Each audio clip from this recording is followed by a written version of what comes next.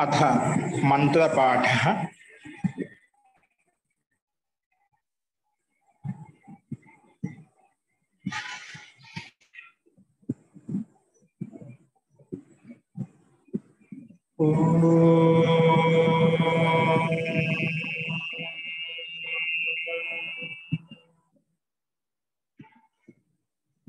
सहनाववतु सहनौ भुनक्तु सह वीर्यं करवावहै तेजस्विनावधीतमस्तु मा विद्विषावहै। ओम शांति शांति शांति। सर्वेभ्यो नमः। अंदरिकी नमस्कारम। మనము అష్టాధ్యాయులు రెండవ అధ్యాయం చెప్పుకుంటున్నాము. అందులో సమాస ప్రకరణము. నిన్న విశేషణం విశేష్యేన బహుళం సూత్రం కంటే ముందు పాపానకే కుత్సితై అనే సూత్రం చూసాము. పాపానకే కుత్సితై 53వ సూత్రం వరకు చూసాము. ఈరోజు అక్కడి నుంచి కంటిన్యూ చూద్దామండి. ఇందులో ఎవరికైనా ఉన్న సందేహాలు ఉన్నాయి?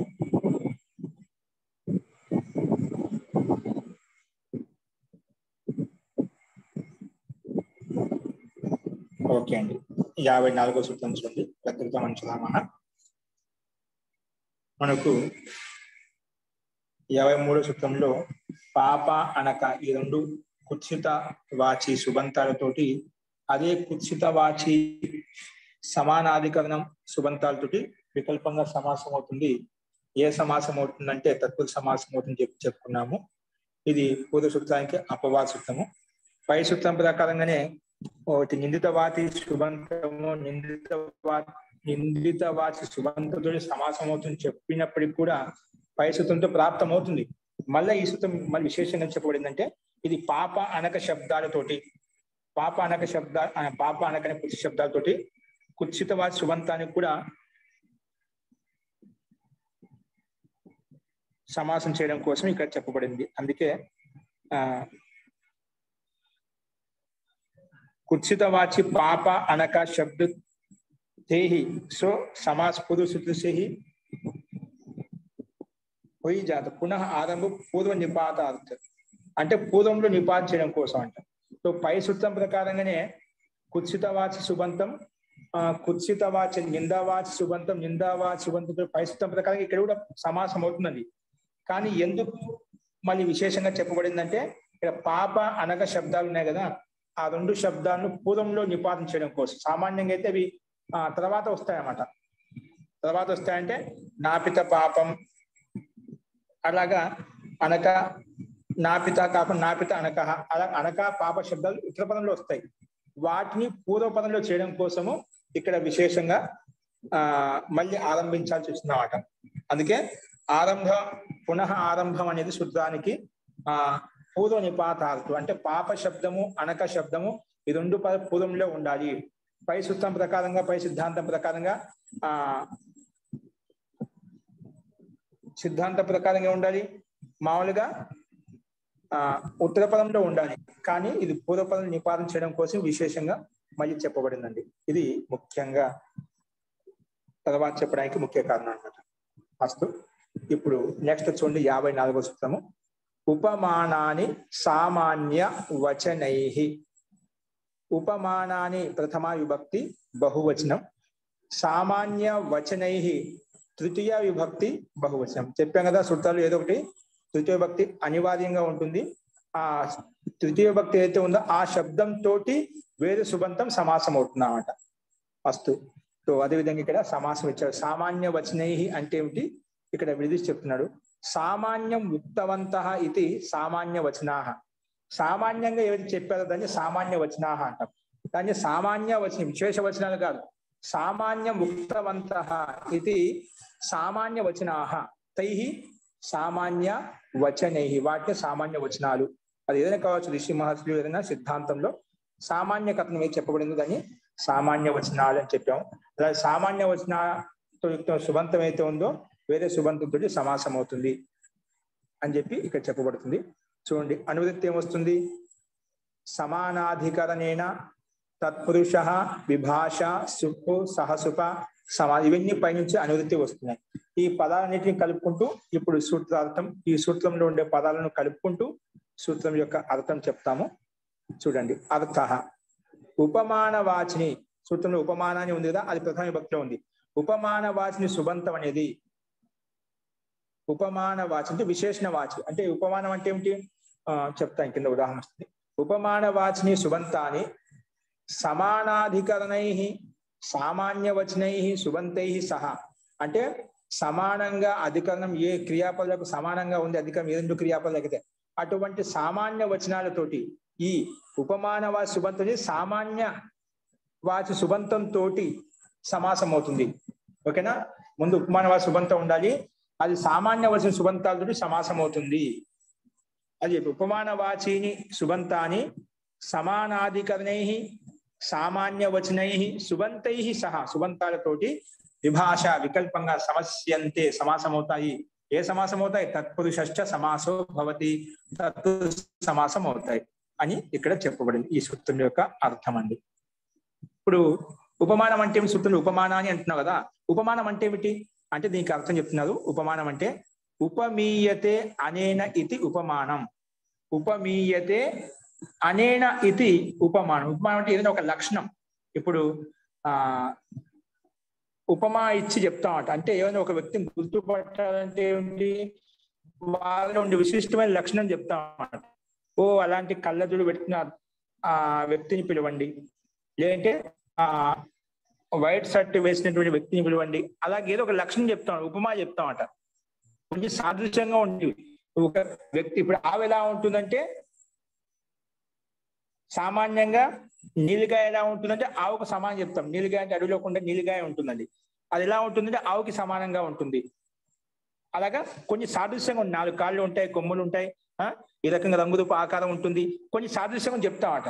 4 కాళ్ళు అంటే గేదెలకు కూడా ఉంటుంది, ఆవులకు కూడా ఉంటుంది, ఇంకా మేకలకు కూడా ఉంటుంది, పశు పక్షులకు కూడా ఉంటాయి 4 కాళ్ళు. అంటే అవి కూడా అవే అవుతాయా? సామాన్య లక్షణం ఏంటి? అన్నిటికీ 4 కాళ్ళు ఉంటాయి, అవన్నీ పశువు, కొన్ని శాకాహారి ఉంటాయి, కొన్ని మాంసాహారి ఉంటాయి, పశుత్వం అన్ని సమానమే, కానీ కొన్ని విశిష్టమైన లక్షణాలు ఉంటాయి. అలాగా ఇక్కడ కూడా మనం తీసుకు ఉపమా అంటే కొన్ని ఏవైతే సాదృశ్యంగా ఉన్నాయో వాటిలో కొన్ని సాదృశ్యమైన లక్షణాలు చెప్పి వాటిని సంకేతించడం, దాన్ని ఉపమానం. ఉపమీయతే అనేనేతి ఉపమానం. అంటే ఏదైనా వస్తువు చేత ఏదైనా ఒక వస్తువున ఉపమా ఇస్తాం. ఇప్పుడు ఎవరికైనా మనకు ఉపమా అంటే మనం ఎవరికైనా బిల్లులు పెడుతుండే మహామహోపాధ్య, ఇది ఉపమా ఇచ్చామంట. ఏంటి ఉపమా? కవి కోకిల, కవి శారద, అలాగా కొన్ని ఉపమాలు ఇస్తుంటామంట. అంటే వారి యొక్క వైశిష్ట్యాన్ని చెప్పడం అంట, వాటిలో ఉన్న విశిష్ట వైశిష్ట్యం చెప్పడం కోసం అలాగా ఇటువంటివి ఏదైనా ఒక వస్తువు చేత లేదా ఒక వ్యక్తిత్వం చేత కూడా మనం ఎవరికైతే ఉపమా ఇస్తామో దాన్ని ఉపమానం అంటామంట.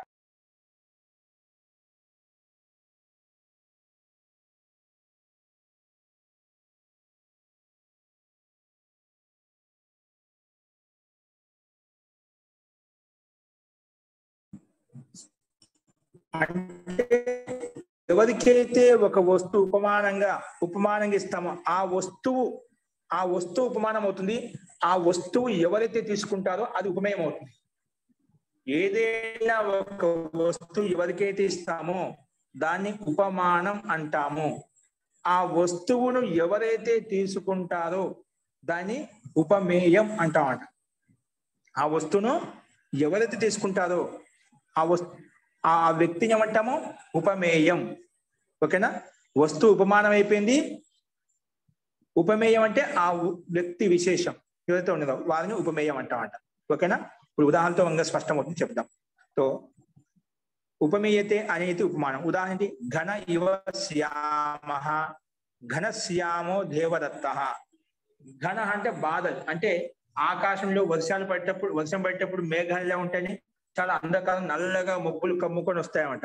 ఎంత నల్లగా ఉంటాయి మేఘాలు, నల్లగా ఉంటాయి. అలాగా ఆకాశ ఘన ఇవ శ్యామ, ఘన అంటే అంత ఘనంగా అంటే అంత నలుపు వర్ణంలో, అంటే ఆకాశానికి సమానంగా ఆకాశంలో ఏ విధంగా అయితే మేఘాలు నల్లగా ఉన్నాయో అలాగా దేవదత్తుడు నల్లగా ఉన్నాడు అంటే పోల్చి చెప్తున్నాడు. దేవత ఏ విధంగా నల్లగా ఉన్నాడు అంటే ఆకాశంలో మేఘాలు ఏ విధంగా ఉన్నాడో అలాగే నల్లగా ఉన్నాడు. కృష్ణుడు కూడా ఉపయోగిస్తాం కృష్ణ వర్ణ అని చెప్పి. కృష్ణుడు చాలా నల్లగా ఉండేవాడు, అందుకే మనం ఏర్పడి నలుపు అనే దాన్ని చెప్పడం కోసం కృష్ణ వర్ణ అని చెప్తాం. అంటే కృష్ణుడి యొక్క వర్ణమే లోకంలో ప్రసిద్ధం అయిపోయింది. కృష్ణుడు ఏదైనా నల్లగా ఉండేవాడు, అందుకే కృష్ణ అంటే నలుపు వర్ణం అర్థం అవుతుంది. కృష్ణ అంటే అదొక ఉపమా ఇవ్వబడింది అన్నమాట. అదే విధంగా ఘన ఇవ శ్యామ, ఘన శ్యామ దేవదత్త అంటే ఆకాశానికి ఇవాని సమానంగా ఎవరైతే నల్లగా ఉండదు అని ఘనశ్యామ అంటాం అక్కడ.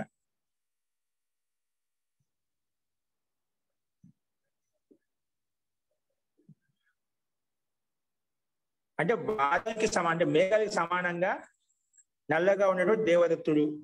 అలాగే శాస్త్రి శ్యామ దేవదత్త శస్త్రి ఇవ శ్యామ, శస్త్రి ఇవ శ్యామ దేవదత్త. శస్త్రి అంటే ఆయుధం, ఆయుధం అంటే ఒక రంపం ఉంటుంది కదా, రంపాలు ఉంటాయి కోయడానికి, పెద్ద పెద్ద చెట్లు కోస్తుంటాయి, పెద్ద పెద్ద రంపాలు ఉంటాయి కదా, విశాలంగా ఉంటాయి, పెద్దగా ఉంటాయి, పదునుగా ఉంటాయి అవి.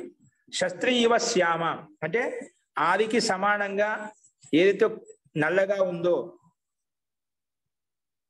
అలాగా నల్లగా ఉంది దేవదత్తుని యొక్క స్త్రీ, అంటే దేవదత్తుని యొక్క శ్రీమతి పత్ని. ఇక్కడ శాస్త్రి ఇవ శ్యామ దేవదత్త, అక్కడ దేవదత్త అని చెప్పాం, ఇక్కడ దేవదత్త అంటాం, అంటే దేవదత్తుని యొక్క స్త్రీ. ఆమె ఎలా ఉందంటే ఆదికి సమానంగా, దాంతో అలా పోల్చి చెప్పారు, కొన్ని నల్లగా ఉంటాయన్నమాట. దానికి సమానంగా ఆ దేవత యొక్క స్త్రీ శ్యామ అంటే ఆ రంగంలో కృష్ణ వర్ణంలో ఉంది, నలుపు వర్ణంలో ఉంది అని చెప్పి ఇక్కడ పోల్చి, అది ఉపమా అంట. దానికి ఇక్కడ ఆదితో అంటే ఆయుధంతో పోల్చి చెప్పాము, ఇక్కడ రంపంతో పోల్చి చెప్పాము. ఆది అంటే ఒక రంపం కోసేటువంటిది ద్రవ్య విశేషము. పైన మేఘాలతో పోల్చి చెప్పాం దేవదత్తుడిని, ఇక్కడేమో రంపంతో పోల్చి చెప్పాం, అంటే ఆయుధంతో పోల్చి చెప్పాము దేవదత్తుని యొక్క స్త్రీని. ఇక్కడ ఉపమ, అది ఏ దాంతో పోల్చి చెప్తున్నామో అది ఉపమ. ఉపమేయము అక్కడ దేవదత్త, ఇక్కడ దేవదత్తుని యొక్క స్త్రీ దేవదత్త స్త్రీలింగంలో ఉంది. సో ఇవి ఇక్కడ ఉదాహరణలు. సామాన్యంగా ఘనసు శ్యామసు ఈ సూత్రం ఉపమానవాద శుభం అంటే ఉపమానవాద శుభంతం ఏంటి ఇక్కడ ఘన. సామాన్య వచనై శుభంతం ఏంటి ఇక్కడ శ్యామ. ఈ రెండు సుబంతాలకు పరస్పరం సమాసం అవుతాయి. ఏ సమాసం అవుతాయి? తత్వ సమాసం అవుతాయి. సమాసం కాగానే కృతద్ధిత సమాసాశ్చ ప్రకారంగా ప్రాతిపదిక సంజ్ఞ పేరు పెట్టుకుంటాము. ప్రాతిపదిక సంజ్ఞ పేరు పెట్టుకోగానే విభక్తికి లుక్ అయిపోతుంది, అప్పుడు ఘనశ్యామ అలాగే ఉండిపోతాయి. తర్వాత ఘనశ్యామ అనే ప్రాతిపదికం చేత సు తెచ్చుకొని సుకి ఋత్వ విసర్గం చేసుకుంటే ఘనశ్యామ దేవత అని ఉంది. ఇక్కడ ఘనశ్యామ దేవతలో సంధి వల్ల ఓకారం వచ్చేసింది, ఘనశ్యామో అయిపోయి మాలుగా శ్యామ వస్తుంది. అలాగే శస్త్రి ఇవ శ్యామ, శస్త్రి శ్యామ. ఇక్కడ స్త్రీలింగంలో మనం ఏం తెచ్చుకుంటేనే టాప్ తెచ్చుకుంటాము, అజాద్య దష్టాప్ ప్రకారంగా టాప్ తెచ్చుకొని స్త్రీలింగ అర్థం చెప్పడం కోసం. అంటే ఏ విధంగా సు తెచ్చుకుంటాం, సు తెచ్చుకోకుండా అజాద్య దష్టాప్ ప్రకారంగా స్త్రీలింగంలో టాప్ తెచ్చుకుంటామండి. టాప్ తెచ్చుకొని అనుబంధం లోపం చేసుకుంటే ఆ మిగులుతుంది. ఆకాశ సవర్ణ దీర్ఘం చేసుకుంటే ఘనశ్యామ దేవదత్త అలాగా స్త్రీలింగం యొక్క రూపం వస్తుంది. సో రూపసిద్ధి సామాన్యంగానే ఉంటుంది. సో విభక్తులు కుళ్ళుకు చేర్చి మనకు అక్కడ ఉండే సమస్త పదార్థం ప్రకారంగా సు తెచ్చుకొని విసర్గం చేసుకుంటాము. కొన్ని చోట్ల స్త్రీలింగంలో ఉంది కాబట్టి టాప్ తెచ్చుకొని శ్యామ దేవదత్త అని చెప్పి మనము స్త్రీలింగాన్ని ప్రయత్నం తెచ్చుకొని ఆ విధంగా రూపం తయారు చేస్తామండి. ఇది ఈ సూత్రం యొక్క అభిప్రాయం. ఇక్కడ కొంచెం విశేషంగా ఏంటి ఇవ్వబడి చూద్దాం. చూడండి, ఉదాహరణలో ఘన తథా శస్త్రి ఈ రెండు ఉపమా ఇచ్చాండి. ఇక్కడ ఘన శస్త్రి అంటే దేవదత్తుని ఘన అంటే మేఘాలతో పోల్చి చెప్పబడింది. దేవదత్త అంటే స్త్రీలింగంలో దేవదత్త అనే స్త్రీని, శస్త్రి అంటే రథం రంపం అంటే పెద్ద ఆయుధ విశేషం కోసేటువంటిది పదునుగా ఉండేటువంటి దాన్ని శస్త్రి అంటాం సంస్కృతంలో. సో ఘన శస్త్రి ఈ రెండు ఉపమానాలు, ఎందుకంటే ఈ వస్తువుతో పోలుస్తున్నామట. ఏంటి, రెండు వస్తువులతో పోలుస్తున్నామట. అక్కడ బాలలతో పోలుస్తున్నాం, ఇక్కడ శస్త్రి రంపంతో పోలుస్తున్నామట. కానీ ఉపమానం దేవదత్త ఈ రెండు ఏమంటే ఉపమేయం అవుతాయి. అప్పుడు దేవదత్త పుల్లింగంలో, దేవదత్త స్త్రీలింగం, ఈ రెండు నామవాచక శబ్దాలు ఉపమేయము. అంటే ఏ వస్తువుతో పోల్చి చెప్తున్నా అది ఉపమానం. ఎవరినైతే పోలుస్తున్నామో వారు ఉపమేయం. అర్థమైందా? అప్పుడు ఎప్పుడైనా గుర్తుపెట్టుకోవాలి, ఉపమేయం అంటే ఎవరినైతే చెప్తున్నామో వారు ఉపమేయం అవుతుందో, ఏ వస్తువుతో అయితే పోలుస్తున్నామో అది ఉపమానం అయిపోతుంది. ఓకే, సో అదే విధంగా చెప్పారు. దేవదత్త ఇక్కడ దేవదత్త అని ఉపమేయం. అంటే जिस विशेष गुण को लेकर उपमेय में उपमान का साम्य दिखाया जाए, అంటే ఏ విశేష గుణంతో తీసుకునైతే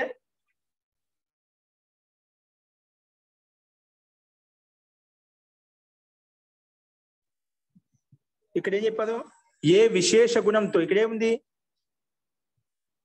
జిస్ విశేష గుణకో లేక ఏదైతే విశేష గుణాన్ని తీసుకొని ఉపమేయంలో అంటే ఆ వ్యక్తిలో ఉపమానక సామ్యం అంటే ఆ వ్యక్తిలో ఉపమాన వస్తువుతో పోల్చి చెప్తున్నామట. మేఘాలకి సమానంగా దేవదత్తుడు ఉన్నాడు, నల్లగా ఉన్నాడు, అలాగా పోల్చి చెప్తున్నా, అంటే సామ్యం చూపిస్తున్నామట. అంటే ఆ ఉపమేయంలో ఉపమానాన్ని సామ్యం చూపిస్తున్నాం, అంటే ఆ వ్యక్తిలో ఆ వస్తువుతో సామ్యం పోల్చి చెప్తున్నామట.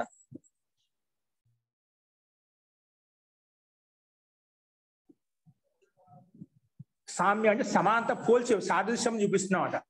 సాదృశ్యని ఇలాగా ఆకాశం ఎలాగ ఉందో నల్లగా, అలాగే దేవదత్తుడు నల్లగా ఉన్నాడు అని చెప్పి ఇక్కడ సామ్యం అంటే సమానత చూపించామట. కాబట్టి ఇక్కడ ఓ సామాన్య అంటే సాధారణ ధర్మం చూపించామట. అంటే కొంచెం పోల్చి ఇది సాధారణ ధర్మం చూపించాం,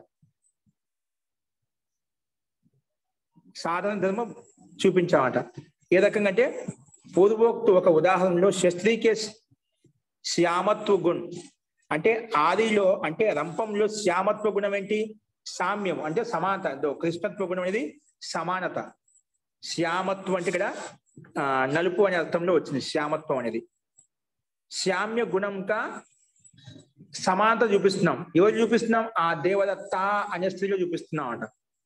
నలుపు అనేది ఆదితో పోల్చుకొని ఆది ఏ విధంగా అయితే నలుపుగా ఉందో అక్కడ శ్యామ ఎవరు, అక్కడ ఆ స్త్రీ కూడా అలాగా నలుపు వర్ణంలో ఉంది అని చెప్పి అలా గుణాన్ని మనం వస్తువుతో సాదృశ్యం చూపించి ఇక్కడ చూపిస్తున్నాం. అందుకే ఇక్కడ శ్యామత్వ గుణం అనేది సామ్యము దేవదత్తాలో అంటే ఆ దేవదత్త అనే స్త్రీలో చూపిస్తున్నాం.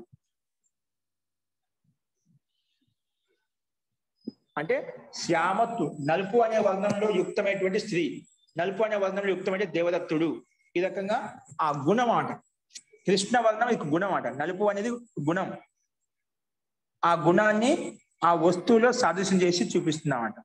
కాబట్టి ఇక్కడ శ్యామ సామాన్య వచనం అంటే ఈ గుణం ఏదైతే ఉందో అది సామాన్య వచనం. అందుకే ఇక్కడ ఆ సామాన్య వచనం తోటి ఘన అనే శబ్దానికి సమాసం అయింది. సామాన్య వచనం తోటి శ్యామ రెండోది శస్త్రి అనే శబ్దానికి సమాసం చేశాం.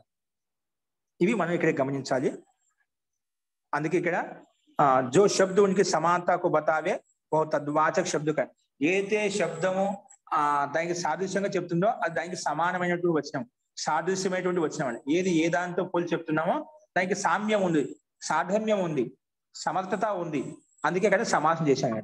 చెప్పాక ముందు ప్రారంభంలో చెప్పినాం సమాసం ఎక్కడ అవుతుంది, ఏ రెండు పదాలకైతే పరస్పరం ఒకదానికొకటి పరస్పరం సాధర్మ్యంగా ఉంటాయో, సమానంగా ఉంటాయో, అత్యంతంగా కలిసిమెలిసిపోయే విధంగా ఉంటాయో వాటికి మాత్రమే పదవిధి అవుతుంది. సమర్థమైనటువంటి పదాలకే పదవిధి అంటే అటువంటి ఆ రకంగా ఉండాలి. రెండు పదాలు రెండు అత్యంతంగా కలిసిమెలిసిపోయే విధంగా ఉండాలి. అది ఇక్కడ మనం విశిష్టమైన గుణంతో సామాన్య గుణంతో అక్కడ ఆ ఉపమానాన్ని పోల్చి చెప్పామంట. ఇది ఇక్కడ మనం తీసుకోవాలండి. ఇక్కడ ఇవ యథ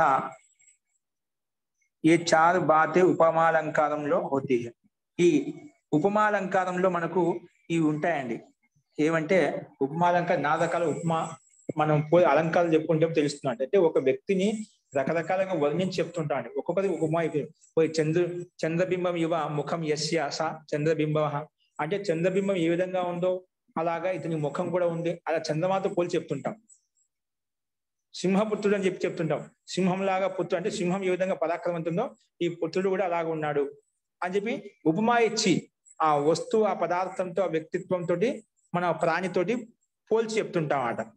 ఇటువంటి అలంకారిక ఉపమాలంకారం అనేటివి అతిశయోక్త అలంకారంలో వీటికి 4 రకాలుగా చెప్పబడ్డాయి. అవి మనకు ఎప్పుడైనా సందర్భంగా చెప్పుకుందాం. సో ఈ రకంగా ఉపమాలంకారం ఇక్కడ చెప్పబడింది అని చెప్పి ఇక్కడ చెప్పారు. ఇవా యథ, ఇవి చాదుబాతి ఉపమాలంకారమే అవుతుంది. ఈ ఉపమాలంకారంలో ఇవి 4 రకాలుగా అర్థాలు ఉంటాయంట. అస్తు సాహిత్యం మీకు అనుభవం ఉన్న వాళ్ళకి తెలుస్తూ ఉంటుంది. ఈ విధంగా ఒక వ్యక్తిని ఉపమాతో రకరకాలుగా పోల్చి చెప్తుంటాం, విశేషణాలతో పోల్చి చెప్తుంటాం. అది సాహిత్యకారులకు బాగా అర్థమవుతుంది. అస్తు అదేవిధంగా ఘనశ్యామో దేవదత్త, శ్యామ దేవదత్త అని చెప్పి మనం ఇక్కడ చెప్పుకున్నామండి. అస్తు చెప్పండి ఆచార్య. ఘన ఇవ శ్యామ అనేది ఉపమాన పూర్వపద కర్మధారి సమాసం కూడా అవుతుంది కదండి. ఉపమాన పూర్వపద కర్మధారి సమాసం అంతెందుకు, సామాన్య సత్వ సమాసం అంటే అయిపోతుంది. అదే కర్మధారి సమానాధికరణం కదా ఉంది రెండింటికి. సమాన కర్మధారి సమాసం రెండింటికి అధికరణం ఏంటి? ఆ శ్యామత్వం ఎక్కడుంది? ఆ దేవత్వంలో ఉంది. ఓకేనా? ఘనశ్యామకి తీసుకుంటే అండి, ఘన ఇవ శ్యామ కదా, అక్కడ ఘనంతో అది ఉపమానం అనేది పూర్వపదంలో ఉంది కదా. సో మన కర్మధారి సమాసంలో భేదాలు వస్తాయి కండి. ఉపమాన పూర్వపద కర్మధారి సమాసం, ఉపమాన పూర్వపద కర్మధారి సమాసం తీసుకోవచ్చు. అది కర్మధారి ఉపమాన కర్మధారి పూర్వపద సమాసం అని చెప్పి మనకు సమాసం చెప్పుకున్నప్పుడు విధంగా చెప్పారు కదా, అలా ఉపమాన పూర్వపద కర్మధారి సమాసం అంటే తత్పురుష సమాసం అంతర్గతంలో వస్తుందన్నమాట. దాని ఇంకా స్పష్టత కోసం అలా చెప్పుకోవచ్చు. ఉపమానం పూర్వంలో ఉన్నటువంటి కర్మధారి సమాసం అని చెప్పి చెప్పుకోవచ్చు. మేఘశ్యామ, చెప్తున్నాం కదా, ఇవన్నీ అలా చెప్పుకోవచ్చు అండి. అంటే సాహిత్య పరంగా ఉపమాన పూర్వపద అవుతుంది, వ్యాకరణ పరంగా కర్మధారి సమాసం అవుతుంది, అంతే కదండి. చెప్పడానికి భేదం అంతే, ప్రకారం అంతే. రైట్. అదుగు చెప్పు సింపుల్. ఉపమానవా సుబంతం, ఉపమాన సమానాధికరణ సుబంతం సమాసం ఏంది సింపుల్ చెప్తారు. ఏ సమాసం తత్పురుష సమాసం చెప్పాం. దాన్ని ఇంకా స్పష్టం ఉపమాన పూర్వక కర్మధార తత్పురుష సమాసము. ఉపమాన తత్పురుష సమాసం చెప్పి చెప్పుకుంటాం అట. ఓకేనా? ఇప్పుడు ఏవో వచ్చింది అనుకోండి, విద్యా ధనం, విద్య ఏవ ధనం అని వచ్చినప్పుడు అక్కడ అవధారణ పూర్వపద కర్మధారి సమాసం చెప్పుకుంటాం కదా. అంటే భేదాలు ఇవన్నీ కర్మధారి సమాసంలో ప్రకారం చెప్పడానికి శైలి. అందుకే మనం ముందు ఏది ఈ శుద్ధం ముఖ్య సిద్ధాంతం ఉపమానవా సుబంతం ఉందా లేదా, ఉపమానవా సుబంతం ఉపమే, అదేవిధంగా సమానాధికరణమైన సామాన్య వచనంతో సమాసం అవుతుంటే అది మన సిద్ధం, అది పట్టుకోవాలి. దాన్ని బట్టి మిగతా మనం ఏం పేరు పెట్టుకోవచ్చు. దానికి ఉపమాన పూర్వం కదా, ఉపమాన పూర్వ తత్పురుష సమాసం చెప్పి మనం చెప్పుకోవచ్చు. అందుకే మూల సిద్ధాంతం ముందు ఉపమానవాసి సుబంతం ఉండాలి, అటువంటిది సామాన్యవాసి సమానాధికరణ సుబంతంతో సమాసం అవుతుంది. ఆ రెండు మన లక్షణాలు ఏమిటంటే మనం ఆ రకంగా ఈ సమాసం అవుతుందని చెప్పి చెప్పుకోవచ్చు. 4 రకాలు ఉన్నాయి కదా ఉపమానాలు, ఉభయ పదము, ఉత్తర పదము అని. జీ అవి 4 రకాలు ఇక ఉపమాలంకారంలో ఉండాయండి. అన్ని అలంకార విషయం చెప్పుకున్నాను. అందుకే అలంకార విషయం మళ్ళీ ఎందుకంటే కొంచెం లోపలికి వెళ్ళిపోతాం. అలంకారాల్లో 4 రకాలు ఉన్నాయి ఉపమానాలు. ఇంకా మనం కొన్ని ఇవి మొత్తం చూసినప్పుడు మీకు ఇంకా ఎక్కడెక్కడ ఏది వస్తుంది మీకు తెలుస్తుంది. ఇప్పుడు జస్ట్ ఉపమానం అంటే ఒకటి చూసాము, ఇంకా వస్తుంది అన్ని చూసినప్పుడు మీకు ఒక ఐడియా అవగాహన వస్తుంది. అది చూద్దాం. ఓకే, నెక్స్ట్ సూత్రం చూడండి. ఉపమితం వ్యాఘ్రాదిభిః సామాన్య ప్రయోగే. ఉపమితం వ్యాఘ్రాదిభిః, వ్యాఘ్రాది కొంచెం ఘన విశేషణ శబ్దాలు ఉంటాయన్నమాట. వ్యాఘ్రాదిభిః సామాన్య ప్రయోగే, ఓకేనా? చూడండి, ఉపమితం ప్రథమా విభక్తి ఏకవచనం, వ్యాఘ్రాదిభిః ఇది తృతీయ విభక్తి బహువచనం. ఏంటి? తృతీయ విభక్తి బహువచనం. సామాన్య ప్రయోగే సప్తమి విభక్తి ఏకవచనం. స్పష్టంగా కనిపిస్తున్నాయి. మనకి శబ్ద రూపాలు నేర్చుకునే వాళ్ళకి కొన్ని శబ్దాలు చూడగానే ఇది ఏ లింగంలో ఉంది మనం కూడా సాధ్యమైనంత వరకు ఐడెంటిఫై చేయొచ్చండి. ఇక చూసి కాకుండా మనం సూత్రంలో ఉండే పదాలను చూడగానే ఇది తృతీయ భక్తి బహువచనంలో ఉంది, ఇది ఏకవచనంలో ఉంది, ఇది సప్తమి భక్తిలో ఉంది, ద్వివచనంలో ఉంది, మనం ఐడెంటిఫై చేయవచ్చు. కాబట్టి శబ్ద రూపాలు బాగా మనం వల్లి వేస్తూ ఉండాలి, వాటిని రిపీట్ చేస్తూ ఉండండి. అస్తు. సో సమాసం ఏంటి? ఇక్కడ వ్యాఘ్రాదిభి అంటే దాన్ని కొంచెం ఓపెన్ చేసి చెప్తున్నాడు. వ్యాఘ్రాదిభి, వ్యాఘ్ర ఆదిరి ఏషాం తే వ్యాఘ్రాదయ. వ్యాఘ్రాది కొంచెం కొన్ని శబ్దాలు ఉన్నాయి అక్కడ. అక్కడ ఎక్కడైతే వ్యాఘ్ర శబ్దం పూర్వ ఆదిలో ఉందో దాన్ని వ్యాఘ్రాది అని చెప్పాం. అలా కొన్ని గణాలు తీసుకోబడ్డాయి. ఎక్కడైతే వ్యాఘ్ర అంటే గణ విశేషంలో కొన్ని శబ్దాలు మధ్యలో ఉన్నాయి. అక్కడ వ్యాఘ్ర శబ్దం ఎక్కడైతే ఉందో ఆ శబ్దం నుంచి మొదలుకొని మిగిలిన శబ్దాలు ఏవైతే ఉన్నాయో దాన్ని వ్యాఘ్రాది కింద చెప్పుకున్నామట. అందుకే వ్యాఘ్ర ఆది, వ్యాఘ్ర శబ్దం ఆదిలో ఉంది. ఏషాం శబ్దానం, ఏ శబ్దాలకైతే తే వ్యాఘ్రాదయ, దాన్ని వ్యాఘ్రాది శబ్దాలు అంటామంట. ఓకేనా? తైహి వ్యాఘ్రాదిభి అంటే అటువంటి వ్యాఘ్రాదిభి శబ్దాలతోటి సమాసం అవుతుంది. అటువంటి వ్యాఘ్రాదిభి శబ్దాలతోటి అర్థం వస్తుంది. చూద్దాం నెక్స్ట్ ఏంటి? సామాన్య ప్రయోగే. సామాన్య ప్రయోగం విడిచి చెప్తాం. ముందు సామాన్య ప్రయోగే సో ప్రయోగం అంటే ఇక్కడ అప్రయోగం అంటే ఏమిటి అది చెప్తాం. ముందు నా ప్రయోగ అప్రయోగ. సామాన్య అప్రయోగే విడగొట్టుంటే ఏమవుతుంది? సామాన్య ప్లస్ అప్రయోగ. సంధి చేస్తే సామాన్య ప్రయోగే అయిపోయింది అన్నమాట సంధి వల్ల. సో విడిగా చెప్పుకున్నప్పుడు నా ప్రయోగ అప్రయోగ, ప్రయోగం ఉండకూడదంట. నా ప్రయోగ అప్రయోగ, ఇది నైతత్పురుష సమాసం.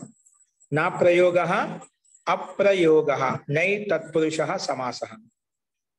సామాన్యస్య, ఇప్పుడు అప్రయోగ శబ్దాన్ని సామాన్య శబ్దంతో పోల్చి చెప్పాం. అప్రయోగ శబ్దాన్ని సామాన్య శబ్దంతో సమాసం చేస్తున్నాం. సామాన్యస్య అప్రయోగ, సామాన్య శబ్దం అయితే ఉందో దానికి అప్రయోగం, ప్రయోగం ఉండకూడదంట. అంటే విశిష్టమైన ప్రయోగం ఉండదు. దీన్ని బట్టి అవుతుంది. పైన చెప్పాము సామాన్య సామాన్యవాచి శబ్దాలతోటి సమాసం అవుతుంది చెప్పాం. ఇక్కడ సామాన్య వచనాలు ఉండకూడదంట. సామాన్యస్య అప్రయోగ, సామాన్య శబ్దాలు ఏవైతే ఉన్నాయో వాటికి ప్రయోగం ఉండకూడదు. అప్రయోగ, దాన్ని సామాన్య ప్రయోగ. తస్మిన్ సామాన్య ప్రయోగే షష్ఠి తత్వ సమాసం అనేది. ఓకేనా? సో ఇక్కడ సామాన్య ప్రయోగే అంటే ఇక సంధి తెలియకపోతే ఏం చేస్తాం మనము? సామాన్య ప్రయోగంలో అని చెప్పుకుంటాం. ఇక సామాన్య అప్రయోగం, సామాన్య ప్రయోగం ఉండకూడదు అని అర్థం వస్తుంది. మన సంధి ఏమని తెలియకపోతే ఏమవుతుంది? సామాన్య ప్రయోగి అలా చదివేస్తాం. ఇక్కడ మీ విగ్రహవాక్యం ద్వారా తెలుసుకోకపోతే ఏమవుతుంది? సామాన్యంగా చదివేస్తే మన దృష్టికోణం సామాన్య ప్రయోగం, సామాన్య ప్రయోగంలో. కానీ ఇక్కడ ఏమంటున్నాడు? సామాన్యస్య అప్రయోగ, సామాన్యం యొక్క ప్రయోగం ఉండకూడదు. దీన్ని బట్టి ఏమవుతుంది? ఏదో విశిష్టమైన ప్రయోగం ఉండాలి. అర్థాపత్తి ఇదే అర్థం వస్తుంది. సామాన్య ప్రయోగం ఉండకూడదు అంటే ఏంటి? దీని విశిష్టమైన ప్రయోగం ఉండాలి. ఓకే? సో సామాన్యస్య అప్రయోగ సామాన్య ప్రయోగ తస్మిన్ సామాన్య అప్రయోగే. ఇది షష్ఠి భక్తి విడగొట్టే కానీ షష్ఠి తత్పురుష సమాస అని చెప్పి చెప్పుకున్నాం. కాబట్టి అందుకే ఈ సంధులు మనకు బాగా తెలిసి ఉండాలి. ఎక్కడ ఏ పదం ఎలా విడగొట్టుకోవాలి దాన్ని బట్టి అర్థం చెప్పుకోవచ్చు. లేకపోతే అర్థమే మారిపోతుంది. అందుకే పద విభాగము సంధి అనేది మనకు సమాసం ఇవన్నీ బాగా తెలిస్తే వాక్యార్థాన్ని మనం అర్థం చేసుకోవడం సులభంగా ఉంటుంది. అస్తు. అనువృత్తి చూడండి. ఇప్పుడు సమానాధికరణేన తత్పురుష విభాష సుప్పు సహసుప సమాస ఇవన్నీ అనువృత్తి పై నుంచి వస్తున్నాయి. ఇప్పుడు ఈ అనువృత్తి పదాలను సూత్రంలో ఉండే 3 పదాలను కలుపుకుంటూ సూత్రార్థం ఏ విధంగా ఉంటుందో గమనించండి.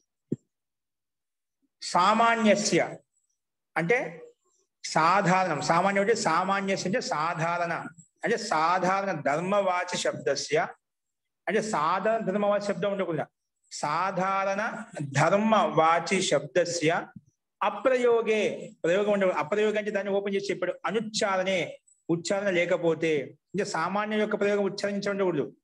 అప్రయోగం ఉండదు, దాని ప్రయోగం ఉండకూడదు.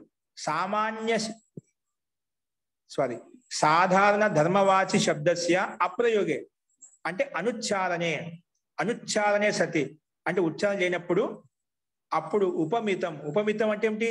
ఉపమేయవాచి సుబంతం. ఉపమితం అని పైన చెప్పిన ఉపమితం అంటే ఏమిటి? ఉపమేయం. ఉపమేయం అంటే ఎవరికైతే ఉపమా ఇస్తామో వారు ఉపమేయం. ఉపమా ఇవ్వబడుతుందో ఎవరికైతే ఇవ్వబడుతుందో వారు ఉపమేయం చెప్పాం కదా. దాన్ని ఉపమిత శబ్దం చెప్పుకునే ఇక్కడ. ఉపమితం అంటే ఉపమేయవాచి సుబంతం సమానాధికరణై వ్యాఘ్రాదిభి సుబంతై సహా, అంటే వ్యాఘ్రాది సుబంతాలను కూడా సమానాధికరణ సుబంత అంటే అధికరం సమానంగా ఉంది. కాబట్టి ఉపమేయవాచి సుబంతం, ఉపమేయవాచి సుబంతం అనేది సమానాధికరణై వ్యాఘ్రాదిభి సుబంతాలతోటి, ఉపమేయవాచి సుబంతాలు సమానాధికరణంతో యుక్తమైన వ్యాఘ్రాది శబ్దాలు ఏవైతే ఉన్నాయో ఆ శబ్దాలతోటి వికల్పంగా విభాషా సమస్యతే తత్పురుషశ్చ సమాసో భవతి. వికల్పంగా సమాసం అవుతుంది. ఏ సమాసం అవుతుందంటే తత్పురుషశ్చ సమాసో భవతి, తత్పురుష సమాసం అవుతుంది అని ఈ సూత్రం యొక్క అర్థం చెప్పుకున్నాం. ఉపమితం ఏంటి? ప్రథమ విభక్తి. అందుకే ఉపమేయవా సుబంతము వ్యాఘ్రాది సుబంతాలతోటి, ఈ తృతీయ విభక్తి కదా, వ్యాఘ్రాది గణ శబ్దాలు ఏవైతే ఉన్నాయో ఆ శబ్దాలతోటి సమాసం అవుతుంది వికల్పంగా. కానీ ఎలా ఉండాలి? సామాన్యస్య అప్రయోగే, సామాన్యస్య అనుచ్చారణే, సామాన్య ప్రయోగం ఉండకూడదు, ఉపయోగించబడదు, ఉచ్చరించబడకూడదు. అటువంటి సందర్భంలో అప్పుడు ఉపమేయవాచి సుబంతాలు వ్యాఘ్రాది గణంలో ఉండే శబ్దాలతోటి సమాసం అవుతాయి వికల్పంగా.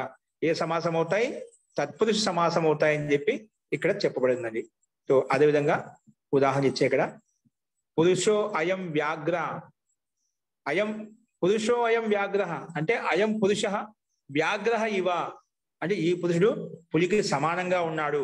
ఇక్కడ అయం పురుష, ఈ పురుషుని ఎలా పోల్చాము? వ్యాఘ్ర ఇవ, వ్యాఘ్ర అంటే పులి, పులితో పోల్చి చెప్పామట. అందుకే సమస్త పదవుతుంది పురుష వ్యాఘ్ర. ఈ పురుషుడు ఎలా ఉన్నాడు? వ్యాఘ్రానికి సమానంగా ఉన్నాడు, వ్యాఘ్రంతో పోలి ఉన్నాడు. అంటే వ్యాఘ్రం పులికి ఏ విధంగా పరాక్రమత ఉంటుందో, కర్మనిష్ట ఉంటుందో ఆ రకంగా పరాక్రమం కర్మనిష్ట కలిగిన వాడు ఈ పురుషుడు. అందుకే పురుషో అయం వ్యాఘ్ర ఇవ, అయం పురుష వ్యాఘ్ర ఇవ అంటే వ్యాఘ్ర అంటే పులికి సమానంగా. సమస్త పదం వస్తుంది పురుష వ్యాఘ్ర అంటే పురుషాసు వ్యాఘ్రస్సు అని పెట్టుకుంటాము. ఇది ఇక్కడ ఎవరి ఉపమేయము, ఎవరి ఉపమానము, ఎవరితో పోలిస్తున్నాం? ఇక్కడ పురుషో అయం వ్యాఘ్ర ఇవ, ఇక్కడ ఎవరు ఉపమేయము? ఉపమేయము పురుషుడు, ఉపమానము వ్యాఘ్ర. ఉపమానము పురుషుడు, ఉపమేయము ఉపమేయం. Very good. సో వ్యాఘ్ర ఉపమానము పురుష. పురుషుని పోలుస్తున్నాం కదా, ఎవరితో పోలుస్తున్నాం? వ్యాఘ్రతో, పులితో పోలుస్తున్నాం. ఏదంతా పోలిస్తున్నామో అది ఉపమానం అయిపోతుంది. ఎవరిని పోలిస్తున్నామో అది ఉపమేయం అవుతుంది. ఆ ఉపమేయం ఏంటి? సుబంతం. ఉపమితం అంటే పురుష అనే సుబంతము వ్యాఘ్రాది సుబంతాలతోటి సమాసం అవుతుంది. అందుకే పురుషాసు వ్యాఘ్రసు. సో ఈ సూత్రం ఉపమితం ఉపమేయవా సుబంతము వ్యాఘ్ర సుబంత సమాసం చేశాము. ఇది సామాన్య ప్రయోగం కాదు కదా, ఇది చిన్న విషయం. అంటే పరాక్రమంతో పోల్చి చెప్తా, సామాన్యంగా పోల్చి ఏదో చిన్న చిన్న పశు పక్షులతో పోల్చి చెప్పలేదు. విశిష్టమైనవి పులితో పోల్చి చెప్తున్నాం. అంటే పులి ఎంత పరాక్రమైంది, విశిష్టమైంది, అలాగా సామాన్య ప్రయోగం కాదు ఇది. కాబట్టి ఇలా పోల్చి చెప్పాను. పురుషాసు వ్యాఘ్రస్సు ఈ సూత్రం ప్రకారంగా సమాసం చేయగానే ప్రాతిపదిక సంజ్ఞ పెట్టుకోగానే సుపులుకు చేసుకుంటే పురుష వ్యాఘ్ర అని మిగులుతుంది. మళ్ళా ఆ పురుష వ్యాఘ్ర అనే సమస్త పదం చేత సు తెచ్చుకొని సుస్థానంలో రుత్తో విసర్గం చేసుకుంటే పురుష వ్యాఘ్ర అని వస్తుంది. అలాగే పురుషో అయం సింహ, పురుషో అయం సింహ ఇవ అంటే అయం పురుష సింహ ఇవ, ఈ పురుషుడు సింహానికి సమానంగా, సింహంతో పోల్చాం ఇక్కడ. కాబట్టి ఇక్కడ పురుషాసు సింహాసు. సేమ్ ఇదే విధంగా మనము విభక్తి సమాసము విభక్తులకు చేసుకుని సమస్త పదం చేత సుస్థానంలో విసర్గం తెచ్చుకుంటే పురుష సింహ అని చెప్పి ఇక్కడ మనకు రూపసిద్ధి సిద్ధిస్తుందండి. ఓకేనా? సో పురుషో అయం, దీన్ని తిప్పి రాసుకోవచ్చు సంధి కోసం అని చెప్పి పురుషోయం అని చెప్పి చెప్పామట. ఏంగ పదాంతాల ప్రకారం ఇక్కడ అవగచనం వచ్చిందన్నమాట. సో పురుష అయం ముందు అతో రోదప్లుతాదప్లుతే పురుష అయం. ఈ సందర్భంలో అతో రోదప్లుతాదప్లుతే ప్రకారంగా రెండు అకారాలకు మధ్యలో ఉండే విసర్గానికి సకారం వస్తుంది, ఆ సకారానికి రుకారం అవుతుంది. విసర్గానికి సకారం వస్తుంది, ఆ సకారం రుకారం అవుతుంది. ఆ రేపానికే ఈ అతో రోదప్లుతాదప్లుతే ప్రకారంగా ఉకారం వస్తుంది. ఉకారం రాగానే ఆ గుణ ప్రకారంగా గుణం చేస్తే ఓ అయిపోతుంది. ఆ ఊ కలిసి ఓ అయిపోతుంది. ఓ వచ్చిన తర్వాత ఏంగ పదాంతాదతి అనే సూత్రం ప్రకారంగా అవగ్రతైన వస్తుంది. అందుకే పురుషోయం ఇక సంధి కోసం చెప్పి పదాలను మనం వెనక ముందు పెట్టుకున్నామండి. లేకపోతే అయం పురుష ఇక్కడ సంధి చేయడం వల్ల మనకు అర్ధమాత్ర లాగం వస్తుంది కాబట్టి పురుషోయం చెప్పి కలిపి రాసుకున్నామట. సంధి వల్ల ఒక మాత్ర లాగం వస్తుంది కాబట్టి ఇక సంధి చేసుకున్నాం. కాబట్టి ఇవి సంధులు ఎందుకంటే మనకు వాక్యాన్ని సంక్షిప్తంగా రాయడం కోసం ఈ సంధులు ఉపయోగపడతాయన్నమాట, విడివిడిగా కాకుండా. అందుకే పురుషోయం సింహ, పురుషోయం అంటే అయం పురుష సింహ ఇవ సింహానికి సమానంగా పరాక్రమం కలిగిన వాడు, అదే పురుష సింహ అని చెప్పి ఇక్కడ చెప్పుకున్నామండి. సో అర్థమైనప్పుడు ఉపమేయవాచి సుబంతము వ్యాఘ్రాది సుబంతాలతోటి తృతీయ విభక్తి దానితోటి అని ఈ సుబంతం ఆ సుబంతం తోటి రెండు సుబంతాలే. కానీ మొట్టమొదటిది సామాన్య సుబంతము, ఉపమేయ సుబంతము. అది వ్యాఘ్రాది కొన్ని శబ్దాలు విశిష్టమైన శబ్దాలు ఉన్నాయి, ఆ శబ్దాలతోటే సమాసం చేసుకున్నాం. కానీ సామాన్య ప్రయోగం ఉండకూడదు. ఓకేనా అని చెప్పి ఈ సూత్రం ద్వారా మనం చూసామండి. అస్తు నెక్స్ట్ సూత్రం చూడండి. అంటే పులికి సమానంగా శూరత్వం కలిగిన వాడు, సింహానికి సమానంగా బలం పరాక్రమం కలిగిన వాడు అని చెప్పి ఇక్కడ చెప్పడం అన్నమాట. ఇక సాధారణ ధర్మం ఏంటి? సాధారణ ధర్మం ఏంటి? ఇక్కడ శూరత్వం అంటే అట్లా శౌర్యం అంటే పరాక్రమం. ఆ శూరత్వాన్ని తీసుకొని ఆ గుణాన్ని తీసుకొని ఉపమా ఇస్తున్నాం. ఇక్కడ ఉత్తర పదం గుణవాచకం అవుతుంది కదండి. ఆ ఉత్తర పదం గుణవాచకం, అదే సాధారణ గుణవాచకం. సాధారణ ధర్మం చెప్పాము శూరత్వం అనేది. కానీ ఆ శూరత్వం ఉంది, కానీ ఆ శూరత్వం సామాన్యం. దేవత్వంలో ఆ వ్యక్తిలో పురుషుల్లో శూరత్వం ఉంటుంది, కానీ సాధారణ ధర్మం అది. కానీ ఆ ధర్మాన్ని గుణాన్ని ఎవరితో పోల్చాము? విశిష్టమైన సింహంతో, విశిష్టమైన పులితో పోల్చి చెప్పామన్నమాట. ఓకేనా? అక్కడ ఆ సామాన్య అప్రయోగం, ఇప్పుడు సామాన్యంగా ప్రయోగించే శూరత్వం ఆ శూరత్వం ఎక్కడ వచ్చింది? సింహంతో పులితో పోల్చేప్పుడు ఆ పరాక్రమం వచ్చిందన్నమాట, ఆ శౌర్యం వచ్చింది. అంటే శూరత్వాన్ని ఉపమానం తీసుకొని ఇక్కడ ప్రయోగించబడింది అన్నమాట.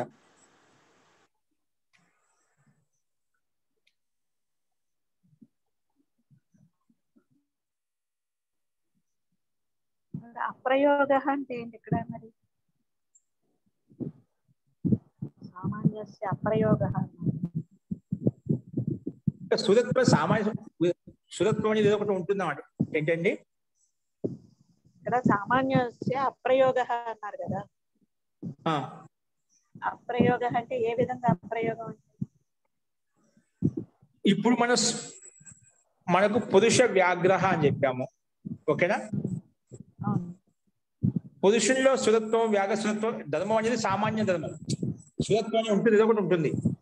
కానీ అది ఆ శూరత్వాన్ని సామాన్య ప్రయోగం కాకుండా విశిష్ట ప్రయోగంలోకి మార్చుకున్నాం.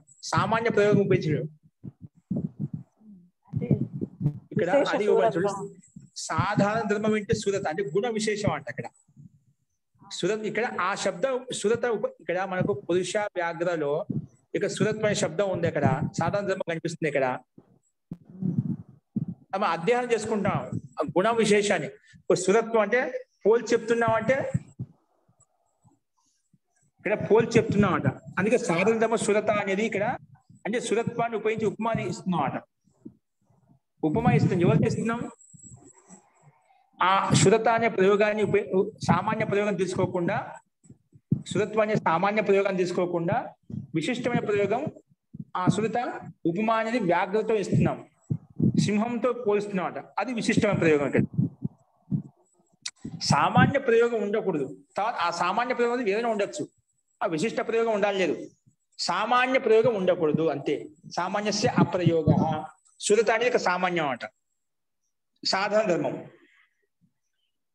ఏదో ఒక ప్రాణి ఏదో ఒక శూరత్వం ఉంటుంది. ఆ ధర్మం అనేది సాధారణ ధర్మం ఉంటుంది, ఏ ప్రాణికైనా ఉంటుంది. కానీ ఆ సామాన్య ధర్మాన్ని ఉపయోగించకుండా, సామాన్య ధర్మం యొక్క ప్రయోగం అంటే ఆ తీసుకోకుండా మనం విశిష్ట ప్రయోగం తీసుకోము. ఆ పులిలో ఉండే పరాక్రమాన్ని, శౌర్యాన్ని మనం ఇక్కడ పోల్చి చెప్పాం. విశేషమైన ప్రాణితో చేసినట్టు, విశేషమైన ప్రాణితో పోల్చి చెప్పాము. ఇది అప్రయోగం తీసుకోవాలి. అందుకే జహా ప్రయోగ హోగా వహా సమాస్ నే హోగా. ఈ విధంగా సాధారణమైన ప్రయోగం తీసుకున్నాం అనుకోండి, అక్కడ ప్రయోగం ఉండదు అన్నమాట. ఇక్కడ ఈ సామాన్య ధర్మాన్ని తీసుకుంటే అక్కడ ఈ సమాసం జరగదు అని ఇక్కడ చెప్పబడిందండి. ఓకే, అస్తు. నెక్స్ట్ చూడండి 56వ సూత్రము. విశేషణం విశేష్యేణ బహుళం. విశేషణం విశేష్యేణ బహుళం.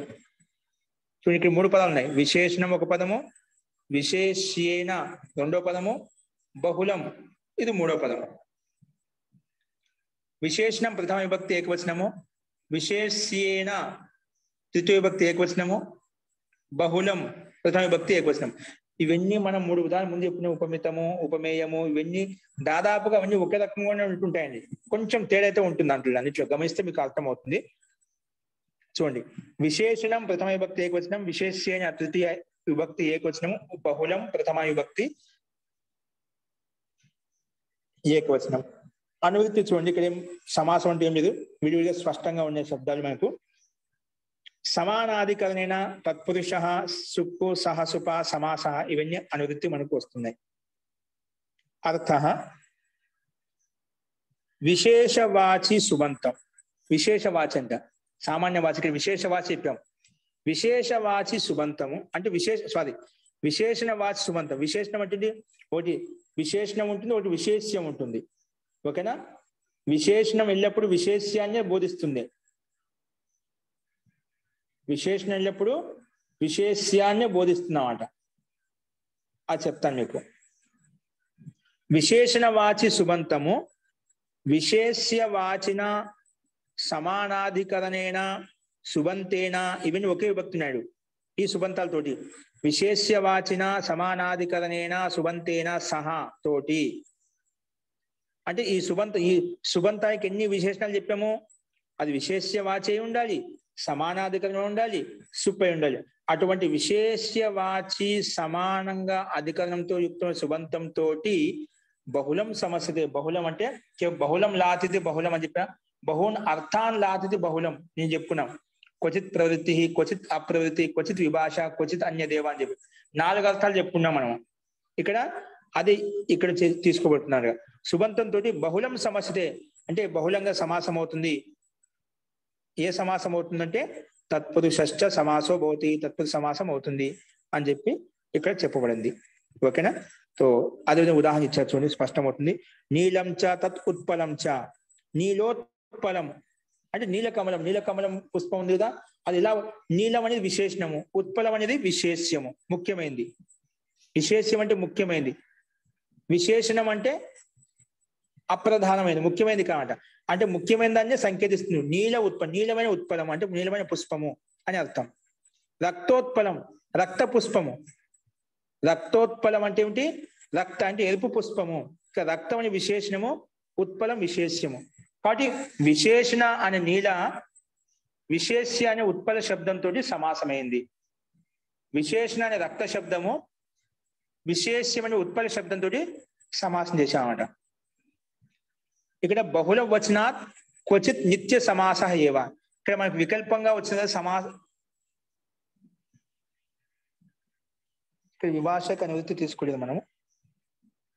కాబట్టి ఇక్కడ నిత్య బహుళం అని చెప్పాం కాదు, మనకు ఎక్కడ కావాలంటే ఏ రకంగా అది తీసుకుంటాం. బహుళ వచ్చిన క్వచిత్ నిత్య సమాస ఏవ. కొన్ని చోట్ల నిత్య సమాసం చేసుకుంటాం. నిత్య సమాసం అంటే నీలోత్పలం. నిత్య సమాసంలో కృష్ణ సర్ప. ఈ పాము ఎలా ఉంది? నల్లగా ఉంది. ఇప్పుడు నల్లగా అనే కృష్ణ నలుపు, సర్ప ఏది నలుపు ఉంది? సర్పం అంటే పాము. ఇక్కడ కృష్ణ విశేషణము, సర్ప విశేష్యము. లోహిత శాలి. లోహిత అనేది ఇక్కడ లోహత్వము ఏదైతే ఉందో ఇది విశేషణము, శాలి ఇది విశేష్యము.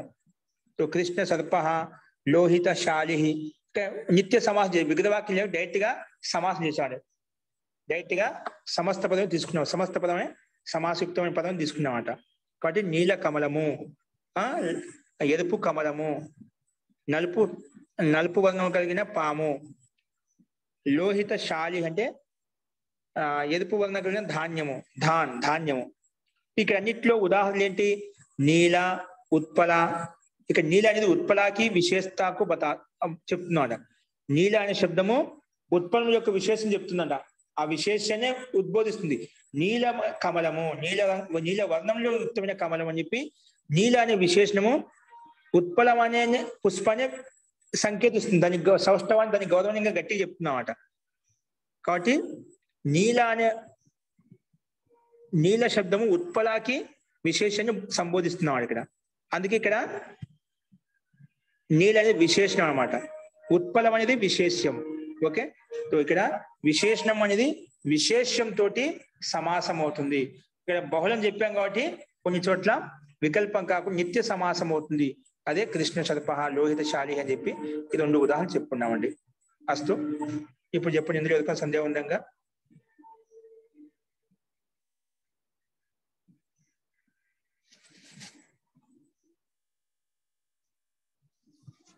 అర్థమైందండి?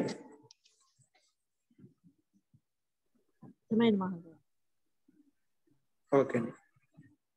సేమ్ ఇదే విధంగానే దీనికి అనువదితో కిందికి వస్తుంది. ఇది ఒక సూత్రం చూద్దామండి, 57వ సూత్రము. విశేషణం విశేష్యణ, ఈ 2 పదాలకి వస్తుంది. విశేషణము విశేషణవాచి సుబంతము విశేష్యవాచి సుబంతంతో సమాసం అవుతుంది. బహుళంకి అనువదితి రావలేదు ఇక్కడ. ఇది ఈ సూత్రం వరకు అనువదితి వస్తుంది. చూద్దాం. పూర్వ పర ప్రథమ చరమ జఘన్య సమాన మధ్య మధ్యమ వీరాశ్చ. పూర్వాపర ప్రథమ చరమ, పూర్వాపర ప్రథమ చరమ జఘన్య సమాన మధ్య మధ్యమ వీరాశ్చ. ఇది మనకు సూత్రం. ఇదంతా మంచి రాయకుండా మాటి పూర్వాపర డాష్ వీరాహ. ఇదేంటి ఎంత ఒకే పదంగా తీసుకున్నాం. ఇది ఒకే పదం నుంచి ప్రథమ విభక్తి బహువచనంలో విని శబ్దాలు అన్ని ప్రథమ విభక్తి బహువచనంలో ఉన్నాయి. చ అవ్యయ పదం. చ అంటే సూత్రం చ ఉందా అవ్యయ పదం. సో తృతీయ విభక్తి ఇక్కడ ఏం లేదు, పైనుంచి అనువృత్తి తీసుకునే విశేషేణ అని చెప్పి అవి ఇక్కడ అనువృత్తి వస్తాయి. చూడండి, సమాసం ఏంటి? ఇక్కడ పదాన్ని విడగొట్టి చెప్పుకున్నాం. పూర్వశ్చ అపరశ్చ, పూర్వాపర అని చెప్పారా, పూర్వ అపర పూర్వపర అని చెప్పాను, పూర్వ అపర అని చెప్పాలి. పూర్వశ్చ పూర్వాలో ఉండే ఆకారం, అపరాలో ఉండే ఆకారం సంధి చేస్తే సమాధిక సంధి చేస్తే పూర్వాపర అయిపోయింది అన్నమాట. మనకు ఈ సంధి అనేది తెలియకపోతే ఏమవుతుంది? పూర్వాపర అని పూర్వ అని ఒక పదం విడగొట్టుకుంటాం, పర అని ఒక పదం పెట్టుకుంటాం. కానీ పర కదా అపరాశం. ఓకేనా? కాబట్టి మనం పదాన్ని సూత్రాన్ని విడగొట్టుకునేటప్పుడు దాన్ని జాగ్రత్తగా గమనించి విడగొట్టుకోవాలి. పూర్వశ్చ అపరశ్చ ప్రథమశ్చ చరమశ్చ జఘన్యశ్చ సమానశ్చ మధ్యశ్చ మధ్యమశ్చ వీరశ్చ ఇత్యేతే వీరశ్చ వీరాహ. ఓకేనా? ఇవి ఇతరేతర యోగ ద్వంద్వ సమాసం అండి. ఓకేనా? ఇవి నువ్వు పదాన్ని విడగొట్టుకున్నాము. ప్రతి పదానికి స్వతంత్ర అస్తిత్వం ఉంది. అన్ని ప్రాధాన్యమైన శబ్దాలే, ముఖ్యమైనటువంటి శబ్దాలే ప్రతి పదం కూడా. ఇప్పుడు ఈ అనువృత్తి పదాలతో మనము సూత్రాలను చెప్పుకుంటాం. ఓకేనా? तो अनुवृत्ति विशेषणं विशेष्येन समानाधिकरणेन तत्पुरुषः विभाषा सुप्పు సహసుప ఇవన్నీ క్రమంగా వస్తున్నాయి పైన అనువృత్తి. ఇప్పుడు దీని యొక్క అర్థం చూడండి. విని శబ్ద ప్రథమ విభక్తిలోనే ఈ శబ్దాలు. ఓకే, పూర్వ శబ్దము అపర ప్రథమ చరమ జఘన్య సమాన మధ్య మధ్యమ సూత్రాలు అర్థ అని చెప్పి చెప్తున్నాం. అర్థ ఈ సూత్రం యొక్క అర్థం ఏంటి? పూర్వ అపర ప్రథమ చరమ జఘన్య సమాన మధ్య మధ్యమ వీర ఇతి ఏతే విశేషణవాచిన సుబంత. విశేషణం అంటే విశేషం కాదు, అప్రధానమండి, ముఖ్యమైనవి కాదు, ఇవి విశేషణాలు అన్నమాట. అంటే విశేషం ఉంది. ఇతి ఏతే విశేషణవాచిన సుబంతాః సమానాధికరణైః విశేష్యవాచిభిః సుబంతైః సహా. విశేషాలు ఇవ్వలేదు మనకు, అది మనం అనుకూలమైనటువంటి విశేషాలు మనం తెచ్చుకోవాలి. ఈ విశేషణాలను బట్టి విశేష శబ్దం మనం తెచ్చుకోవాలి. పైన ఏమిటి కొన్ని చోట్ల విశేషాలు చెప్పేది విశేషణం మనం అధ్యయనం చేసుకున్నాం. ఇక్కడ విశేషణ వాళ్ళు ఉన్నాయి, విశేషాన్ని మనం తెచ్చుకుంటాం అన్నమాట. అనుకూలమైన ఉదాహరణకి అనుకూలంగా ఉండేది. అందుకే ఇక్కడ ఈ ఇత్యేతే విశేషణ వాచిన విశేషణ వాచిన సుబంతాః, ఈ సుబంతాలు సమానాధికరణై విశేష్య వాచిభి విశేష్యంతో యుక్తమైనటువంటి సుబంతాలతోటి విశేష్య వాచిభి సుబంతై సహా సుబంతాలతోటి విభాష వికల్పంగా సమస్యంతే సమాసం అవుతాయి. ఏ సమాసం అవుతా అంటే తత్పురుషశ్చ సమాసో భవతి, తత్పురుష సమాసం అవుతాయని చెప్పి చెప్పుకున్నాం. కాబట్టి ఈ శబ్దాలు విశేష్య శుబంతాలతోటి సమాసం అవుతాయి. విశేష శుబంతాలు ఇవ్వలేదు మనకు. ఈ పూర్వాని శబ్దానికి అనుకూలమైన విశేషం మనం పెట్టుకుంటాం ఏదేం కానీ. అపరాని శబ్దానికి విశేషం ఏం పెడితే అనుకూలంగా ఉంటే అది మనం తెచ్చుకుంటామట. ఓకే, సో ఈ శబ్దాలు విశేష్య ముఖ్యమైన శబ్దాలతో సమాసం అవుతాయి. అది మనం ఏదైనా తెచ్చుకోవచ్చు. ఇక్కడ ఏమేమి తెచ్చుకున్నాం చూద్దాం. సో ఈ శబ్దాలు సమాసం అవుతుంది. ఏ సమాసం తత్పురుష సమాసం అవుతుంది చెప్పుకున్నాము. సో అదేవిధంగా ఉదాహరణ కింద ఇచ్చారు చూద్దామండి. సో స్లైడ్ మార్చండి. ఉదాహరణ ఏమి ఇచ్చారంటే పూర్వశ్చ అసౌ పురుషశ్చ. పురుష శబ్దం పూర్వ అనే శబ్దానికి పురుష శబ్దంతో కలుపుకున్నామండి. పురుష విశేషంతో అన్నింటిలో పురుష శబ్దం కలుపుకున్నామట. పురుష అనే విశేష శబ్దం తీసుకున్నాం. ఇక్కడ విశేష ముఖ్యమైనది పురుష శబ్దంతో అన్నిటి కలిపామట. పూర్వశ్చ అసౌ పురుషశ్చ. పూర్వశ్చ అసౌ పురుషశ్చ. పురుషుడు విశేషం అంటే పూర్వ పురుషుడు. ఏంటి పూర్వ పురుషుడు అంటే ముందు పురుషుడు, ముందుగా ఉండే పురుషుడు అన్నమాట. ప్రథమంగా ఉండే పురుషుడు పూర్వ పురుష అని చెప్పి అక్కడ. సో పూర్వ శబ్దము పురుష శబ్దంతో. ఇక్కడ పూర్వ అనేది విశేషణము, పురుష అని విశేష్యము. ముఖ్యమైనది పూర్వ గురించి చెప్పడం లేదు, పురుష శబ్దం గురించి చెప్పుకుంటున్నాం అట. ఎందుకంటే తత్పురుష సమాసం కదా. తత్పురుష సమాసం ఉత్తర పదానికి ప్రాధాన్యత ఉంటుంది, పూర్వ పదానికి ప్రాధాన్యత ఉండదు. ద్వంద్వ సమాసంలో రెండు పదాలకి ప్రాధాన్యత ఉంటుంది, అవ్యయభావ సమాసంలో అవ్యయ పదానికి ప్రాధాన్యత ఉంటుంది. ఇది తత్పురుష సమాసం కాబట్టి ఉత్తర పదానికి ప్రాధాన్యత ఉంటుంది. పూర్వ అనేది ఇక్కడ పూర్వ పదము, పురుష అనేది ఉత్తర పదం కాబట్టి ఉత్తర పదం పురుష శబ్దానికి ప్రాధాన్యత. అందుకే పూర్వశ్చ అసౌ పురుషశ్చ పూర్వ పురుష.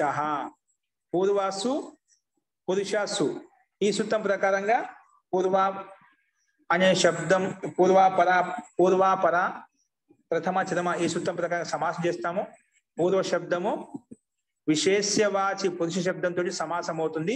ఏ సమాసం అవుతుంది? తత్పురుష సమాసం అవుతుంది అని చెప్పి సమాసం చేసుకోగానే తద్దిత సమాసాశ్చ సుపో ధాతు ప్రాతిపదికయో ప్రకారం సుప్లుకు చేసుకుంటే పూర్వ పురుష.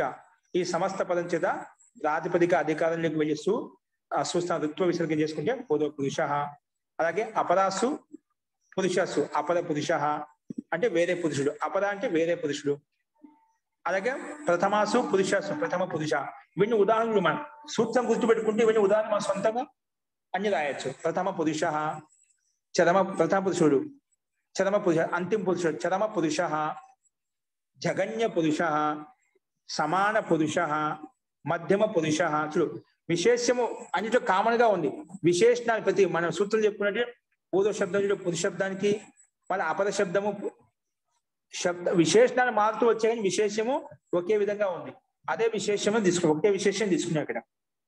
కాబట్టి మధ్యమ పురుష, మధ్య పురుష, మధ్యమ పురుష, వీర పురుష ఇవన్నీ కూడా మనం విశేషణ శబ్దాలు విశేషమైన పురుష శబ్దంతో అన్నిటికీ కామన్ గా మనం సమాసం చేశాము. ఏ సమాసం చేశామంటే తత్పురుష సమాసం చేసుకున్నాం. సో ఇక్కడ పూర్వ అపర ప్రథమ చరమ జగన్య సమాన మధ్య మధ్యమ వీర ఈ విశేషణవాచి సుబంతాలతోటి విశేష్యవాచి అంటే పురుష శుభం, విశేషవాచి సమానాధికం రెండింటికి పూర్వ పురుష. పూర్వ అనే పదానికి పురుష అనే పదానికి సమానంగా ఉందండి. అంటే అధికము సమానంగా ఉండాలి. అటువంటి శబ్దాన్ని మనం ఎన్నుకోవాలన్నమాట. సో పురుష శబ్దానికి పురుష రెండింటికి అధిక సమానంగా ఉంది కాబట్టి ఇది సమానాధికవాచి సుబంతం అన్నమాట. సో సమానాధిక సుబంతంతో వికల్పంగా సమాసం చేశాము. ఏ సమాసం అంటే తత్పురుష సమాసం చేసుకున్నాం. సో పూర్వ సూత్రంతో ఈ సమాసం ప్రాప్తం అవుతుంటే మళ్ళీ ఈ సూత్రం ఎందుకు వచ్చిందంటే ప్రపంచార్థం అంటే ప్రపంచ విస్తృత వ్యాపకత్వాన్ని చెప్పడం కోసం, విస్తృతంగా చెప్పడం కోసం అంట. ఇప్పుడు ఇది విశేషణం కదా, విశేషణవా సుబంతం విశేషవా సుబంతంతో సమాసం అవుతుంది. మళ్ళా ఆ సూత్రంతో విశేషణ బహుళంతో సమాసమైనప్పుడు ఇక్కడ మళ్ళా చెప్పడం కోసం ఎందుకు, విశేషణం చెప్పడం ఎందుకు అంటే ఇది ప్రాపంచం అంటే ఎక్కువ విస్తృతంగా వివరంగా వ్యాఖ్యానం చెప్పడం కోసం. అంటే ఈ శబ్దాలు ఉన్నప్పుడు ఏవి పూర్వ అపర ప్రథమ చరమ ఈ విశిష్టమైన శబ్దాలు ఉన్నప్పుడు ఈ విశేష శబ్దాలు ఉన్నప్పుడు విశేషమైన సుబంతులు సమాసం అవుతుంది చెప్పడం. ప్రాపంచం అంటే విస్తరం కోసం. ప్రాపంచం అంటే ఎక్కువగా విస్తరించి చెప్పడం కోసము ఈ సూత్రం మళ్ళీ చెప్పబడింది అన్నమాట. ఓకే, పునః ఏ సూత్రం ప్రపంచార్థ అంటే విస్తృతంగా వ్యాఖ్యానం చెప్పడం కోసమే ఇది మళ్ళీ ఇవ్వబడింది. సో అర్థం సింపుల్ గా ఏం లేదు. పూర్వ పురుషుడు, మొదటి పురుషుడు, వేరే పురుషుడు, ప్రథమ పురుషుడు, అంతిమ పురుషుడు, జగన్య పురుషుడు అంటే క్రూరమైన, జగన్యం అంటే క్రూరాతి క్రూరమైన పురుషుడు అనమాట. సామాన్య పురుషుడు, మధ్య పురుషుడు, మధ్యమ పురుషుడు, వీర పురుషుడు, ఇలా సామాన్య శాబ్దికర్తలు మనం చెప్పుకున్నామండి. అస్తు. సో ఈ విశేషణ సుబంతలు విశేషమైనటువంటి పురుష శబ్దంతో సమాసం చేసుకున్నప్పుడు ఈ రకంగా కలుపుతాం. సమాసం అంటే రెండు పదాలు కలిసి ఒకే పదం అవుతుంది. ఇది ఈ సమాసం యొక్క ముఖ్య ప్రయోజనం. అస్తు. ఇందులో సందేహం చెప్పండి. ఆచార్య, అర్థమైంది కండి ఆచార్య, ఇక్కడ మధ్య మధ్యమ మధ్య మధ్యమ అని రెండు విశేషణాలు ఉన్నాయి కదా, ఆ రెంటికి తేడా ఏంటండి? ఏం లేదు. మధ్య అంటే మధ్యలో వెళ్తాం, మధ్యమ అంటే మైట్ ప్రత్యయం వచ్చిందన్నమాట. అంటే శబ్ద విశేషం, మైట్ ప్రత్యయం ప్రత్యయ విశేషం అంతే. అర్థం ఒకటి. రెండు ప్రయోగాలు ఉన్నాయి. మధ్య పురుషుడు చెప్తే మధ్యమ పురుషాంగు అంటాం. ఇక్కడ ప్రత్యయ విషయం మైట్ ప్రత్యయం వలన మధ్యమ అనే శబ్దం తయారయ్యాయి. అర్థం ఒకటే, సరే, శబ్ద భేదం. ఓకేనా? సరే, ఓకే అండి. ఈ రకంగా మనం ఈ విశేషణ సుబంతం, విశేష సుబంతం సమాసం అవుతుంది చెప్పుకున్నాము. నెక్స్ట్ ఇంకా వేరే ఇంకా సూత్రాలు ఉన్నాయి. మహోదయ, చెప్పండి. ఇప్పుడు సుపురుష, ఉత్తమ పురుష ఇట్లాంటి విశేషణాలు కూడా ఉన్నాయి కదండి. అవి కూడా తత్పురుష సమాసం అవుతాయా? అవి ఇక్కడ చెప్పలేదు వాటి గురించి. ఉత్తమ అనేది చెప్పలేదు. ఉపలక్షణ కొన్ని చెప్పామండి, ఉపలక్షణ కొన్ని చెప్పాము. అన్ని చేసుకోవచ్చు, అన్ని చేసుకోవచ్చు. విశేషం ఉండాలంటే. అంటే నేను అనుకునేది ఈ సూత్రంలో ఉన్న ఆ శబ్దాలకే తత్పురుష అవుతుంది, అలా అర్థం చేసుకోవాలా? లేకపోతే ఇక్కడ మనకు సూత్రంలో విశేషంగా చెప్పబట్టి ఇక్కడ విశేషంగా ప్రాధాన్యత ఇచ్చామని విశేష శబ్దాలు. మీరు చెప్పిన ఉత్తమ, సుపురుష అవి విశేషణ బలంతో వెళ్ళిపోతాయి. వాటికి కూడా ఇదే తత్పురుష సమాసం అయిపోతుంది, వీటికి అనుబంధంగా ఉన్నాయి కాబట్టి. అక్కడ మనకేం నిర్ధారించబడలేదు, విశేషణ శబ్దం నిర్ధారించబడలేదు.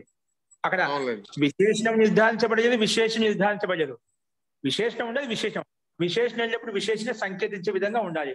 అటు విశేషణ సుబంతం, విశేష సుబంతం తోటి మనం సమాసం చేసుకుంటాం. ఆ సూత్రం ప్రకారం చేసేస్తామండి. అది ఆ సూత్రం ప్రకారం వాటికి కూడా వచ్చేస్తుంది, అంతే కదా? వచ్చేస్తుంది. అలాగే, ధన్యవాదాలు. పదాలతో మనం చేస్తాం. అలాగే అలాగే. ఈ పూర్వ, అపర, ప్రథమాచమి కొన్ని విశిష్టమైన సందర్భాలు ఉపయోగించబడ్డాయి. అందుకే విశేషంగా చెప్పుకో ఇది ఈ శబ్దాలు ఎక్కువగా చెప్పడం కోసం అంట. సామాన్యంగా చెప్తే దానికి సమూహంలో కనిపించాలి. ఇప్పుడు విశేషంగా చెప్పాం పూర్వ, పర, అప, వీటికి ఈ శబ్దాలకు వ్యాపకత్వం కోసం, ఈ శబ్దాలకు వైశిష్ట్యం చెప్పడం కోసం వేరుగా చెప్పాల్సి వచ్చింది సూత్రాన్ని మహర్షి పాణినికి. అర్థమైందండి? ఈ శబ్దాలకు అర్థమైంది. ఇప్పుడు సుపురుష అనేది తత్పురుష సమాసం అయింది అని మనం చెప్పామనుకోండి, ఎవరైనా పాణిని మహర్షి ఏ సూత్రం ప్రకారం అది తత్పురుష సమాసం వచ్చింది అని అడిగితే అప్పుడు ఈ సూత్రం చెప్పొచ్చు కదా, విశేషణ బలం ప్రకారం ఉంది అని ఈ సూత్రం చెప్పొచ్చు. సుపురుష ఉత్తమ పురుషకి ఈ సూత్రం చెప్పొచ్చు. అవునండి, అలాగే. కానీ గుర్తుపెట్టుకో, అధికరణం సమానంగా ఉండదు రెండింటికి. అధికరణం సమానంగా ఉండాలి. ఇచ్చాడు కదా, అనువృత్తిలో ఇచ్చారు కదా. అది కూడా ఒక్కోసారి మనం అదే విశేషణం ఒకరిలో ఉంది, విశేషం ఇంకొకరు చెప్తున్నాం అనుకోండి, అక్కడ తేడా వస్తుంది. రెండింటికి అధికరణం ఒకే ప్రాణంలో కూడా అది కూడా విశేషం ఉంది, ఇక్కడ విశేషం ఉంది, రెండు ఉన్నాయి కదండి. ఎక్కడ చెప్తే ఉందంటే అది మళ్ళీ అది కుదరదామంట. అది సమానాధికరణం ఉండాలి, అది కూడా ముఖ్యమైనది, అది గమనించాలి. ఓకే ఓకే, ఇటువంటి చూస్తూ ఉంటే మనకి అవగాహన వచ్చేస్తుంది. అస్తు. మంత్రపాఠ.